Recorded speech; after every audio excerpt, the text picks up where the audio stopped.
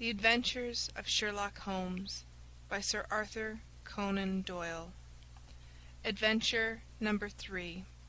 A Case of Identity. "My dear fellow," said Sherlock Holmes, as we sat on either side of the fire in his lodgings at Baker Street, "life is infinitely stranger than anything which the mind of man could invent. We would not dare to conceive the things which are really mere commonplaces of existence.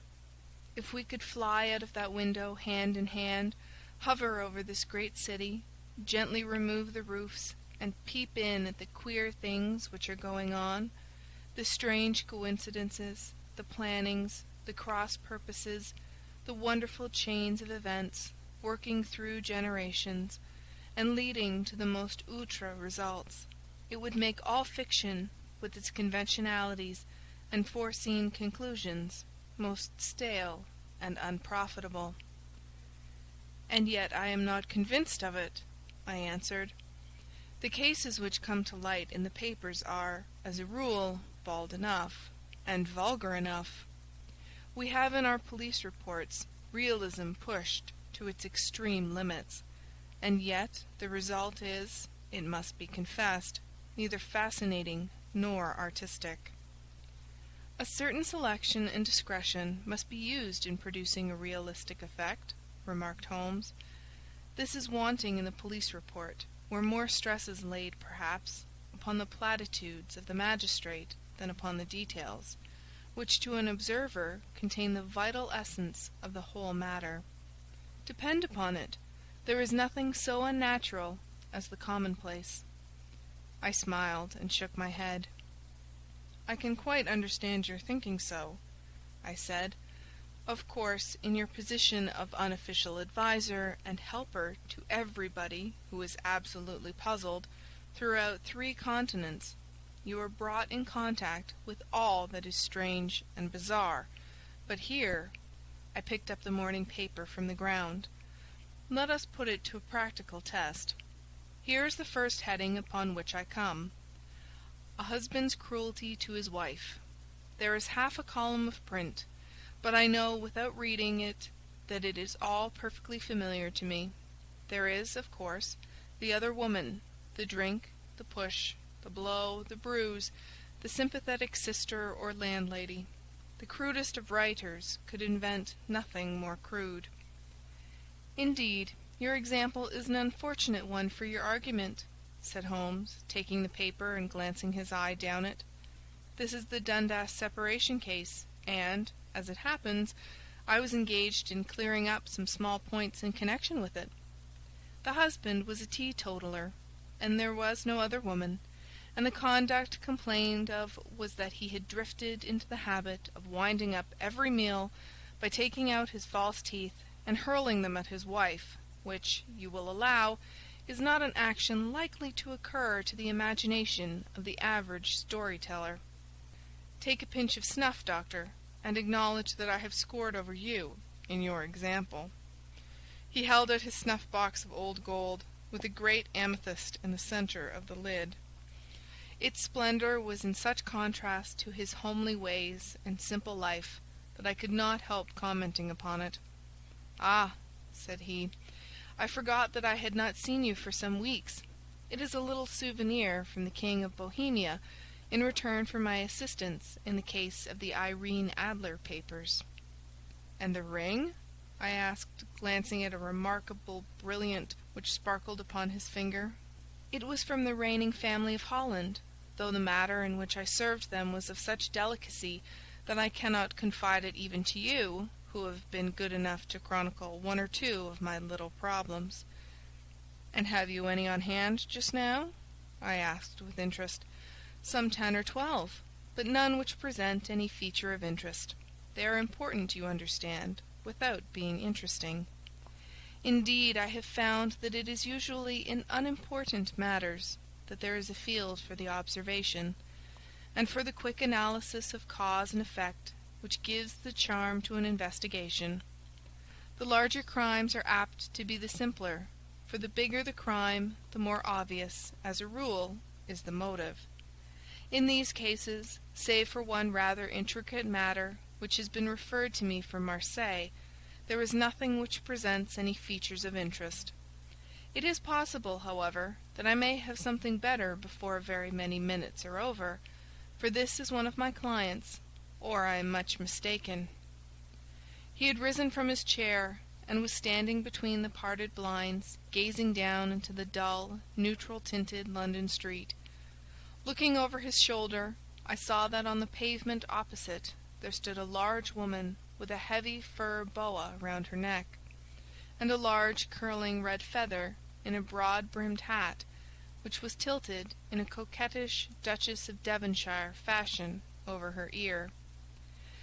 From under this great panoply she peeped up in a nervous, hesitating fashion at our windows, while her body oscillated backward and forward, and her fingers fidgeted with her glove buttons. Suddenly, with a plunge, as of the swimmer who leaves the bank, she hurried across the road, and we heard the sharp clang of the bell. "I have seen those symptoms before," said Holmes, throwing his cigarette into the fire. "Oscillation upon the pavement always means an affaire de coeur. She would like advice, but she is not sure that the matter is not too delicate for communication. And yet, even here we may discriminate. When a woman has been seriously wronged by a man she no longer oscillates, and the usual symptom is a broken bell wire. Here we may take it that there is a love matter, but that the maiden is not so much angry as perplexed or grieved. But here she comes in person to resolve our doubts." As he spoke, there was a tap at the door, and the boy in buttons entered to announce Miss Mary Sutherland, while the lady herself loomed behind his small black figure like a full-sailed merchantman behind a tiny pilot-boat. Sherlock Holmes welcomed her with the easy courtesy for which he was remarkable, and, having closed the door and bowed her into an armchair, he looked her over in the minute and yet abstracted fashion which was peculiar to him. "Do you not find," he said, "that with your short sight it is a little trying to do so much typewriting?" "I did at first," she answered, "but now I know where the letters are without looking." Then, suddenly realizing the full purport of his words, she gave a violent start and looked up, with fear and astonishment upon her broad, good-humoured face. "You have heard about me, Mr. Holmes?" she cried. "Else how could you know all that?" "Never mind," said Holmes, laughing. "It is my business to know things. Perhaps I have trained myself to see what others overlook. If not, why should you come to consult me?" "I came to you, sir, because I heard of you from Mrs. Etheridge, whose husband you found so easy when the police and everyone had given him up for dead. Oh, Mr. Holmes, I wish you would do as much for me. I'm not rich, but still I have 100 a year in my own right, besides the little that I make by the machine, and I would give it all to know what has become of Mr. Hosmer Angel." "Why did you come away to consult me in such a hurry?" asked Sherlock Holmes, with his finger-tips together and his eyes to the ceiling. Again a startled look came over the somewhat vacuous face of Miss Mary Sutherland. "Yes, I did bang out of the house," she said, "for it made me angry to see the easy way in which Mr. Windibank, that is my father, took it all. He would not go to the police, and he would not go to you, and so at last, as he would do nothing, and kept on saying that there was no harm done, it made me mad, and I just on with my things, and came right away to you." "Your father," said Holmes. "Your stepfather, surely, since the name is different." "Yes, my stepfather. I call him father, though it sounds funny too, for he is only 5 years and 2 months older than myself." "And your mother is alive?" "Oh, yes, mother is alive and well. I wasn't best pleased, Mr. Holmes, when she married again so soon after father's death, and a man who was nearly 15 years younger than herself. Father was a plumber in the Tottenham Court Road, and he left a tidy business behind him, which mother carried on with Mr. Hardy, the foreman. But when Mr. Windibank came he made her sell the business, for he was very superior. being a traveller in wines.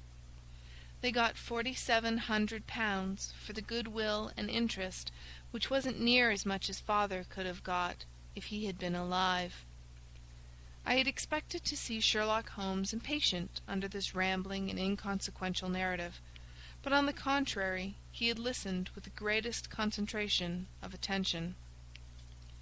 "Your own little income?" he asked. "Does it come out of the business?" "Oh, no, sir. It is quite separate, and was left me by my Uncle Ned in Auckland. It is in New Zealand stock, paying 4.5 per cent. £2,500 was the amount, but I can only touch the interest." "You interest me extremely," said Holmes, "and since you draw so large a sum as 100 a year, with what you earn into the bargain, you no doubt travel a little and indulge yourself in every way. I believe that a single lady can get on very nicely upon an income of about £60. "I could do with much less than that, Mr. Holmes, but you understand that as long as I live at home I don't wish to be a burden to them, and so they have the use of the money just while I am staying with them. Of course, that is only just for the time. Mr. Windibank draws my interest every quarter and pays it over to mother, and I find that I can do pretty well with what I earn at typewriting. It brings me 2 pence a sheet, and I can often do from 15 to 20 sheets in a day." "You have made your position very clear to me," said Holmes. "This is my friend, Dr. Watson, before whom you can speak as freely as before myself. Kindly tell us now all about your connection with Mr. Hosmer Angel." A flush stole over Miss Sutherland's face, and she picked nervously at the fringe of her jacket. "I met him first at the gasfitters' ball," she said. "They used to send father tickets when he was alive, and then afterwards they remembered us, and sent them to mother. Mr. Windibank did not wish us to go. He never did wish us to go anywhere. He would get quite mad if I wanted so much as to join a Sunday school treat. But this time I was set on going, and I would go, for what right had he to prevent? He said the folk were not fit for us to know, when all father's friends were to be there. And he said that I had nothing fit to wear, when I had my purple plush that I had never so much as taken out of the drawer. At last, when nothing else would do, he went off to France upon the business of the firm, but we went, mother and I, with Mr. Hardy, who used to be our foreman, and it was there I met Mr. Hosmer Angel." "I suppose," said Holmes, "that when Mr. Windibank came back from France he was very annoyed at your having gone to the ball." "Oh, well, he was very good about it. He laughed, I remembered, and shrugged his shoulders, and said there was no use denying anything to a woman, for she would have her way." "I see. Then at the gasfitters' ball you met, as I understand, a gentleman called Mr. Hosmer Angel?" "Yes, sir. I met him that night, and he called next day to ask if we had got home all safe, and after that we had met him, that is to say, Mr. Holmes, I met him twice for walks, but after that father came back again, and Mr. Hosmer Angel could not come to the house any more." "No?" "Well, you know father didn't like anything of the sort. He wouldn't have any visitors if he could help it, and he used to say that a woman should be happy in her own family circle. But then, as I used to say to mother, a woman wants her own circle to begin with, and I had not got mine yet." "But how about Mr. Hosmer Angel? Did he make no attempt to see you?" "Well, father was going off to France again in a week, and Hosmer wrote and said that it would be safer and better not to see each other until he had gone. We could write in the meantime, and he used to write every day. I took the letters in the morning, so there was no need for father to know." "Were you engaged to the gentleman at this time?" "Oh, yes, Mr. Holmes. We were engaged after the first walk that we took. Mr. Angel was a cashier in an office in Leadenhall Street, and—" "What office?" "That's the worst of it, Mr. Holmes. I don't know." "Where did he live, then?" He slept on the premises." "And you don't know his address?" "No, except that it was Leadenhall Street." "Where did you address your letters, then?" "To the Leadenhall Street post office, to be left till called for. He said that if they were sent to the office, he would be chaffed by all the other clerks about having letters from a lady, so I offered to typewrite them, like he did his, but he wouldn't have that, for he said that when I wrote them they seemed to come from me, but when they were typewritten he always felt that the machine had come between us. That will just show you how fond he was of me, Mr. Holmes, and the little things that he would think of." "It was most suggestive," said Holmes. "It has long been an axiom of mine that the little things are infinitely the most important. Can you remember any other little things about Mr. Hosmer-Angel?" "He was a very shy man, Mr. Holmes. He would rather walk with me in the evening than in the daylight, for he said that he hated to be conspicuous. Very retiring and gentlemanly he was. Even his voice was gentle. He'd had the quinsy and swollen glands when he was young, he told me, and it had left him with a weak throat and a hesitating, whispering fashion of speech. He was always well dressed, very neat and plain, but his eyes were weak, just as mine are, and he wore tinted glasses against the glare." "Well, and what happened when Mr. Windibank, your stepfather, returned to France?" "Mr. Hosmer-Angel came to the house again, and proposed that we should marry before father came back. He was in dreadful earnest, and made me swear, with my hands on the testament, that whatever happened I would always be true to him. Mother said he was quite right to make me swear, and that it was a sign of his passion. Mother was all in his favour from the first, and was even fonder of him than I was. Then, when they talked of marrying within the week, I began to ask about father, but they both said never to mind about father, but just to tell him afterwards, and mother said she would make it all right with him. I didn't quite like that, Mr. Holmes. It seemed funny that I should ask his leave, as he was only a few years older than me, but I didn't want to do anything on the sly, so I wrote to father at Bordeaux, where the company has its French offices, but the letter came back to me on the very morning of the wedding." "It missed him, then?" "Yes, sir, for he had started to England just before it arrived." "Ha! That was unfortunate. Your wedding was arranged, then, for the Friday. Was it to be in church?"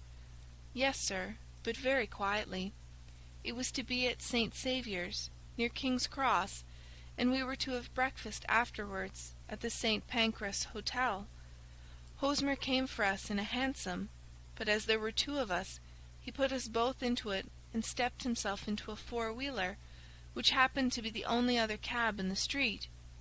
We got to the church first, and when the four-wheeler drove up, we waited for him to step out, but he never did, and when the cabman got down from the box and looked, there was no one there. The cabman said that he could not imagine what had become of him, for he had seen him get in with his own eyes. That was last Friday, Mr. Holmes, and I have never seen or heard anything since then to throw any light upon what became of him." "It seems to me that you have been very shamefully treated," said Holmes. "Oh, no, sir. He was too good and kind to leave me so. Why, all the morning he was saying to me that, whatever happened, I was to be true, and that even if something quite unforeseen occurred to separate us, I was always to remember that I was pledged to him, and that he would claim his pledge sooner or later. It seemed strange talk for a wedding morning, but what has happened since gives a meaning to it." "Most certainly it does.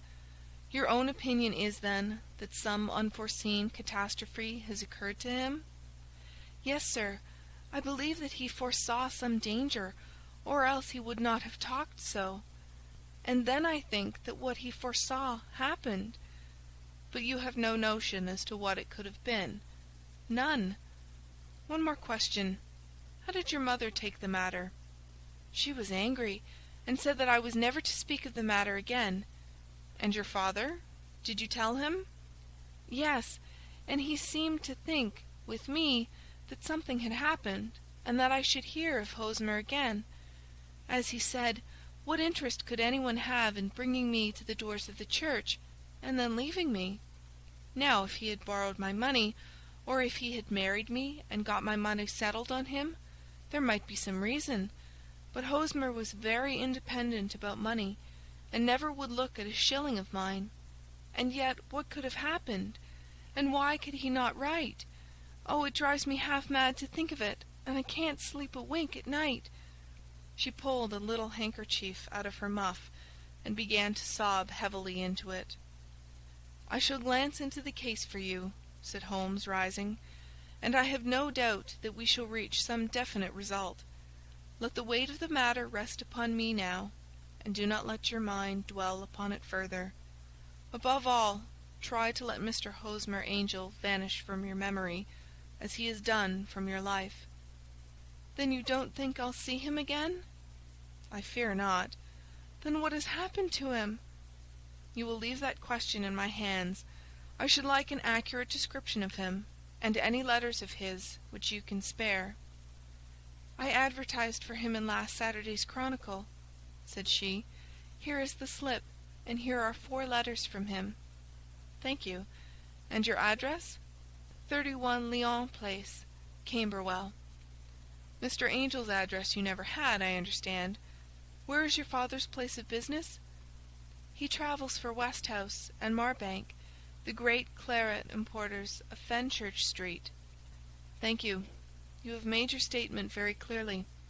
You will leave the papers here, and remember the advice which I have given you.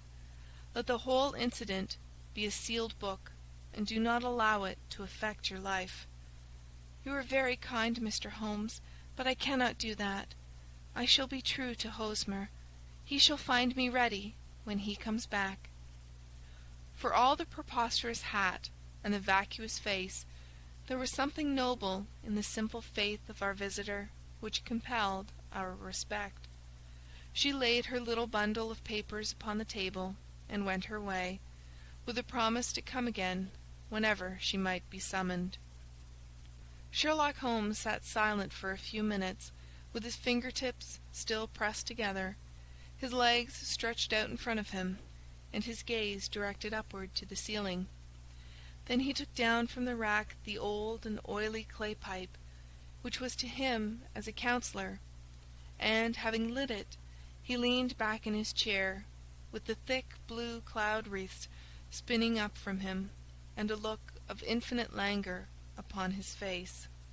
"Quite an interesting study, that maiden," he observed. "I found her more interesting than her little problem, which, by the way, is rather a trite one. You will find parallel cases, if you consult my index, in Andover in '77. And there was something of the sort at The Hague last year. Old as is the idea, however, there were 1 or 2 details which were new to me, but the maiden herself was most instructive." "You appeared to read a good deal upon her, which was quite invisible to me," I remarked. "Not invisible, but unnoticed, Watson. You did not know where to look, and so you missed all that was important. I can never bring you to realize the importance of sleeves, the suggestiveness of thumbnails, or the great issues that may hang from a bootlace. Now, what did you gather from that woman's appearance? Describe it." "Well, she had a slate-coloured, broad-brimmed straw hat, with a feather of a brickish red. Her jacket was black, with black beads sewn upon it, and a fringe of little black jet ornaments. Her dress was brown, rather darker than coffee colour, with a little purple plush at the neck and sleeves. Her gloves were greyish, and were worn through at the right forefinger.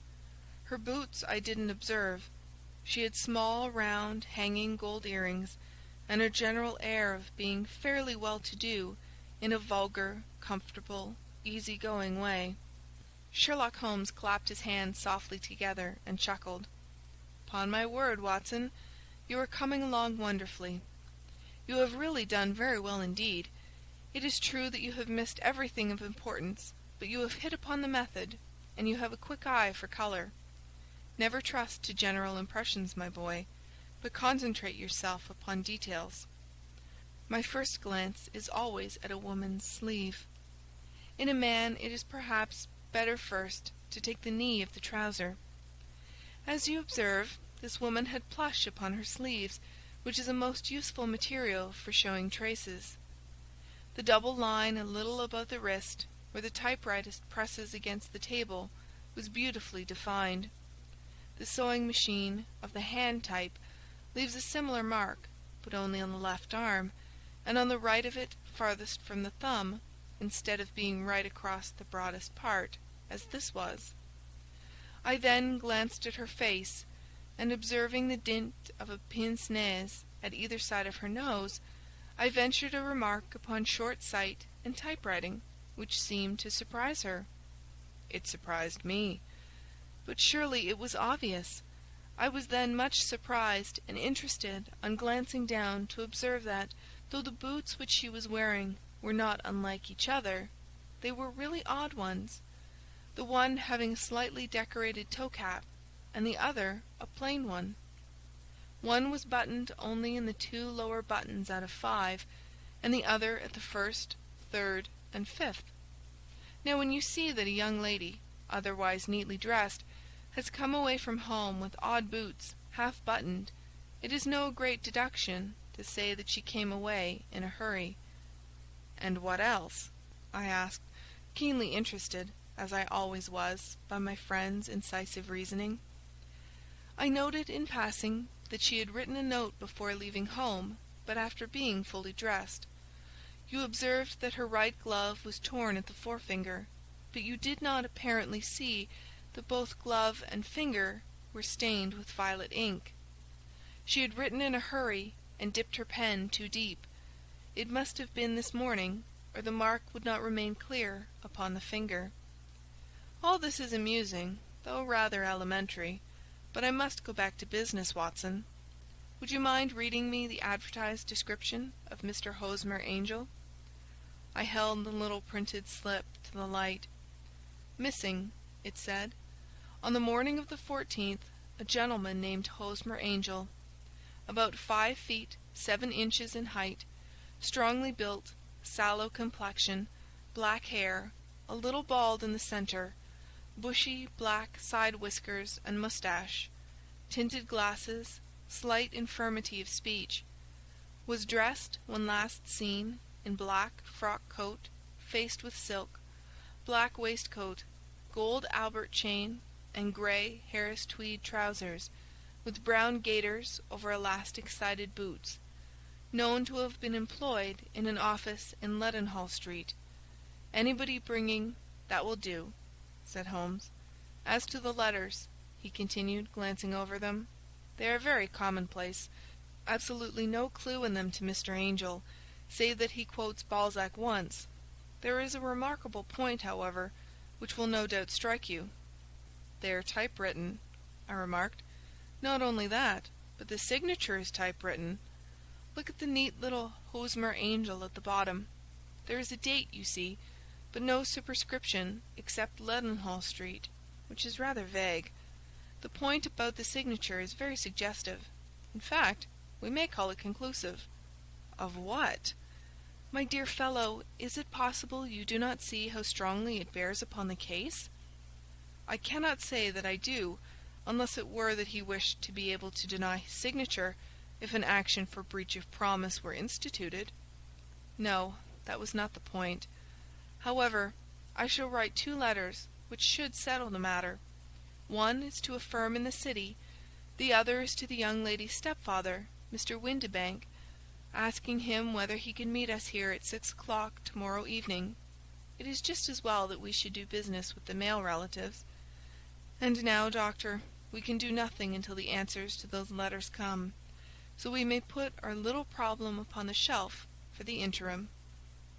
I had had so many reasons to believe in my friend's subtle powers of reasoning and extraordinary energy in action, that I felt that he must have some solid grounds for the assured and easy demeanour with which he treated the singular mystery which he had been called upon to fathom. Once only had I known him to fail, in the case of the King of Bohemia, and of the Irene Adler photograph. But when I looked back to the weird business of the sign of 4, and the extraordinary circumstances connected with the study in scarlet, I felt that it would be a strange tangle indeed which he could not unravel. I left him then, still puffing at his black clay pipe, with the conviction that when I came again on the next evening, I would find that he held in his hands all the clues which would lead up to the identity of the disappearing bridegroom of Miss Mary Sutherland. A professional case of great gravity was engaging my own attention at the time, and the whole of next day I was busy at the bedside of the sufferer. It was not until close upon 6 o'clock that I found myself free, and was able to spring into a hansom and drive to Baker Street, half afraid that I might be too late to assist at the dénouement of the little mystery. I found Sherlock Holmes alone, however, half asleep, with his long, thin form curled up in the recesses of his armchair. A formidable array of bottles and test tubes, with the pungent, cleanly smell of hydrochloric acid, told me that he had spent his day in the chemical work which was so dear to him. "Well, have you solved it?" I asked as I entered. "Yes, it was the bisulfate of baryta." "No, no, the mystery!" I cried. "Oh, that! I thought of the salt that I have been working upon."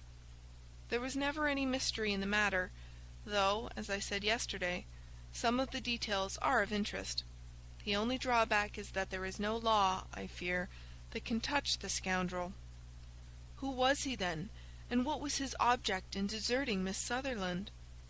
The question was hardly out of my mouth, and Holmes had not yet opened his lips to reply, when we heard a heavy footfall in the passage, and a tap at the door. "This is the girl's stepfather, Mr. James Windibank," said Holmes. "He has written to me to say that he would be here at 6. Come in." The man who entered was a sturdy, middle-sized fellow, some 30 years of age, clean-shaven and sallow-skinned, with a bland, insinuating manner, and a pair of wonderfully sharp and penetrating grey eyes. He shot a questioning glance at each of us, placed his shiny top hat upon the sideboard, and with a slight bow sidled down into the nearest chair. "Good evening, Mr. James Windibank," said Holmes. "I think that this typewritten letter is from you, in which you made an appointment with me for 6 o'clock?" "Yes, sir. I am afraid that I am a little late, but I am not quite my own master, you know. I am sorry that Miss Sutherland has troubled you about this little matter, for I think it is far better not to wash linen of the sort in public. It was quite against my wishes that she came, but she is a very excitable, impulsive girl, as you may have noticed, and she is not easily controlled when she has made up her mind on a point. Of course, I did not mind you so much, as you are not connected with the official police, but it is not pleasant to have a family misfortune like this noised abroad. Besides, it is a useless expense, for how could you possibly find this Hosmer angel?" "On the contrary," said Holmes quietly, "I have every reason to believe that I will succeed in discovering Mr. Hosmer Angel."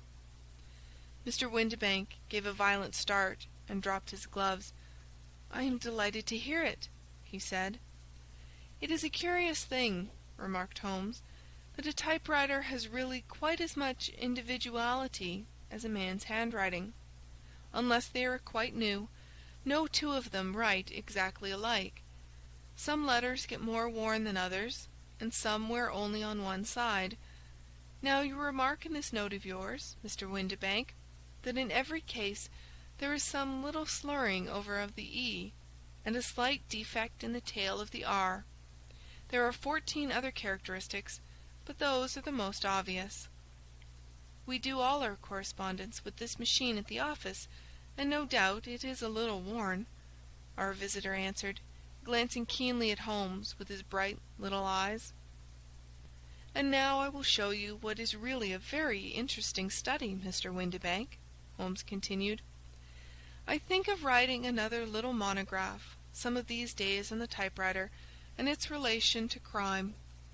It is a subject to which I have devoted some little attention. I have here 4 letters which purport to come from the missing man. They are all typewritten. In each case, not only are the E's slurred and the R's tailless, but you will observe, if you care to use my magnifying lens, that the other 14 characteristics to which I have alluded are there as well." Mr. Windibank sprang out of his chair and picked up his hat. "I cannot waste time over this sort of fantastic talk, Mr. Holmes," he said. "If you can catch the man, catch him, and let me know when you have done it." "Certainly," said Holmes, stepping over and turning the key in the door. "I let you know, then, that I have caught him." "What? Where?" shouted Mr. Windibank, turning white to his lips and glancing about him like a rat in a trap. "Oh, it won't do. Really it won't," said Holmes, suavely. "There is no possible getting out of it, Mr. Windibank. It is quite too transparent, and it was a very bad compliment when you said that it was impossible for me to solve so simple a question. That's right. Sit down and let us talk it over." Our visitor collapsed into a chair, with a ghastly face and a glitter of moisture on his brow. It's not actionable," he stammered. "I am very much afraid that it is not. But between ourselves, Windibank, it was as cruel and selfish and heartless a trick, in a petty way, as ever came before me. Now let me just run over the course of events, and you will contradict me if I go wrong." The man sat huddled up in his chair, with his head sunk upon his breast, like one who is utterly crushed. Holmes stuck his feet up on the corner of the mantelpiece, and, leaning back with his hands in his pockets, began talking, rather to himself, as it seemed, than to us. "The man married a woman very much older than himself for her money," said he, "and he enjoyed the use of the money of the daughter as long as she lived with them. It was a considerable sum for people in their position, and the loss of it would have made a serious difference. It was worth an effort to preserve it. The daughter was of a good, amiable disposition, but affectionate and warm-hearted in her ways, so that it was evident that with her fair personal advantages and her little income, she would not be allowed to remain single long. Now her marriage would mean, of course, the loss of 100 a year. So what does her stepfather do to prevent it? He takes the obvious course of keeping her at home and forbidding her to seek the company of people her own age. But soon he found that that would not answer forever. She became restive, insisted upon her rights, and finally announced her positive intention of going to a certain ball. What does her clever stepfather do then? He conceives an idea more creditable to his head than to his heart. With the connivance and assistance of his wife, he disguised himself, covered those keen eyes with tinted glasses, masked the face with a moustache and a pair of bushy whiskers, sunk that clear voice into an insinuating whisper, and doubly secure on account of the girl's short sight, he appears as Mr. Hosmer Angel, and keeps off other lovers by making love himself. "It was only a joke at first," groaned our visitor. "We never thought that she would have been so carried away." "Very likely not. However that may be, the young lady was very decidedly carried away, and, having quite made up her mind that her stepfather was in France, the suspicion of treachery never for an instant entered her mind. She was flattered by the gentleman's attentions, and the effect was increased by the loudly expressed admiration of her mother. Then Mr. Angel began to call, for it was obvious that the matter should be pushed as far as it would go if a real effect were to be produced. There were meetings and an engagement which would finally secure the girl's affections from turning towards anyone else. But the deception could not be kept up forever. These pretended journeys to France were rather cumbrous.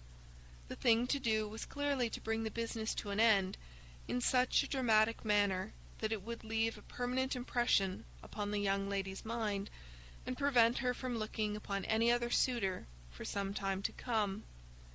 Hence those vows of fidelity exacted upon a testament, and hence also the allusions to a possibility of something happening on the very morning of the wedding. James Windibank wished Miss Sutherland to be so bound to Hosmer Angel, and so uncertain as to his fate, that for 10 years to come, at any rate, she would not listen to another man. As far as the church door he brought her, and then, as he could go no farther, he conveniently vanished away, by the old trick of stepping in at one door of a four-wheeler, and out at the other. I think that was the chain of events, Mr. Windibank." Our visitor had recovered something of his assurance while Holmes had been talking, and he rose from his chair now with a cold sneer upon his pale face. "It may be so, or it may not, Mr. Holmes," said he. "But if you are so very sharp, you ought to be sharp enough to know that it is you who are breaking the law now, and not me. I have done nothing actionable from the first, but as long as you keep that door locked, you lay yourself open to an action for assault and illegal constraint." "The law cannot, as you say, touch you," said Holmes, unlocking and throwing open the door. "Yet there never was a man who deserved punishment more. If the young lady has a brother or a friend, he ought to lay a whip across your shoulders. By Jove!" he continued, flushing up at the sight of the bitter sneer upon the man's face, "it is not part of my duties to my client, but here's a hunting crop handy, and I think I shall just treat myself to—" He took 2 swift steps to the whip, but before he could grasp it, there was a wild clatter of steps upon the stairs, the heavy hall door banged, and from the window we could see Mr. James Windibank running at the top of his speed down the road. "There's a cold-blooded scoundrel," said Holmes, laughing, as he threw himself down into his chair once more. "That fellow will rise from crime to crime until he does something very bad and ends on a gallows. The case has, in some respects, been not entirely devoid of interest." "I cannot now entirely see all the steps of your reasoning," I remarked. "Well, of course it was obvious from the first that this Mr. Hosmer Angel must have some strong object for his curious conduct, and it was equally clear that the only man who really profited by the incident, as far as we could see, was the stepfather. Then the fact that the 2 men were never together, but that the one always appeared when the other was away, was suggestive. So were the tinted spectacles and the curious voice, which both hinted at a disguise, as did the bushy whiskers. My suspicions were all confirmed by his peculiar action in typewriting his signature, which, of course, inferred that his handwriting was so familiar to her that she would recognize even the smallest sample of it. You see, all these isolated facts, together with many minor ones, all pointed in the same direction." "And how did you verify them?" "Having once spotted my man, it was easy to get corroboration. I knew the firm for which this man worked. Having taken the printed description, I eliminated everything from it which could be the result of a disguise, the whiskers, the glasses, the voice, and I sent it to the firm, with a request that they would inform me whether it answered to the description of any of their travellers. I had already noticed the peculiarities of the typewriter, and I wrote to the man himself at his business address, asking him if he would come here. As I expected, his reply was typewritten, and revealed the same trivial but characteristic defects. The same post brought me a letter from Westhouse and Marbank, of Fenchurch Street, to say that the description tallied in every respect with that of their employee, James Windibank. Voilà tout. And Miss Sutherland? If I tell her, she will not believe me. You may remember the old Persian saying, 'There is danger for him who taketh the tiger cub, and danger also for whoso snatches a delusion from a woman.' There is as much sense in Hafiz as in Horace, and as much knowledge of the world." End of Adventure 3.